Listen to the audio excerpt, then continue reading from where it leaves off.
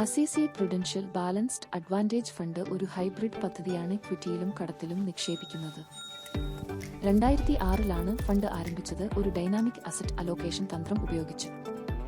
ഇവിടെ dynamic asset allocation എന്നത് equity ലെവലുകൾ ക്രമീകരിക്കുന്നതിനെ സൂചിപ്പിക്കുന്നു. മാറിക്കൊണ്ടിരിക്കുന്ന വിപണി സാഹചര്യങ്ങൾക്കും കടം എക്സ്പോഷർ എടുക്കുന്നതിനും അനുസരിച്ച് നഷ്ടം പരിമിതപ്പെടുത്താൻ ICICI Prudential balanced advantage fund ഒരു ഇക്വിറ്റിക്ക് വേണ്ടിയാണ് ഇത് ചെയ്യുന്നത്. ലോ വാങ്ങാനും ഹൈ സെയിൽ ചെയ്യാനും നിങ്ങളെ അനുവദിക്കുന്ന ഒരു ഇൻഹൗസ് മോഡൽ ഉപയോഗിക്കുന്നു.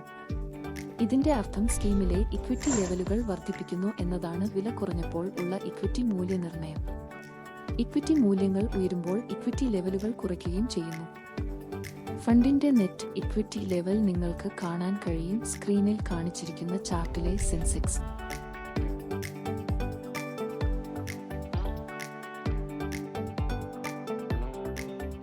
ഫണ്ട് നെറ്റ് ഇക്വിറ്റി ലെവലുകൾ നിലനിർത്തുന്നു. മാർക്കറ്റ് അവസ്ഥ പ്രയോജനപ്പെടുത്തുന്നതിന് 30% മുതൽ 80% വരെ, 0 മുതൽ 35% വരെയുള്ള ഡെറ്റ് ഇൻസ്ട്രുമെന്റ്സിലും ഈ പദ്ധതി നിക്ഷേപിക്കുന്നു.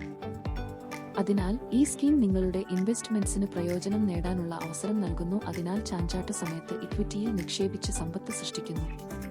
ആപേക്ഷിക സ്ഥിരതയ്ക്കുള്ള കടവും. ഇനി ഏറ്റവും പ്രധാനമായി, ഇത് നിങ്ങൾക്ക് അനുയോജ്യമായ പദ്ധതിയാണോ? നിങ്ങൾ ഹൈ റിസ്കുള്ള ഒരു ഇൻവെസ്റ്റർ ആണെങ്കിൽ, കൂടാതെ നിങ്ങൾ ഇൻവെസ്റ്റ്മെന്റ് ഹോറൈസൺ 3 അല്ലെങ്കിൽ അധിക വർഷത്തേതാണെങ്കിൽ, അപ്പോൾ നിങ്ങൾക്ക് ICICI Prudential balanced advantage fund പരിഗണിക്കാം.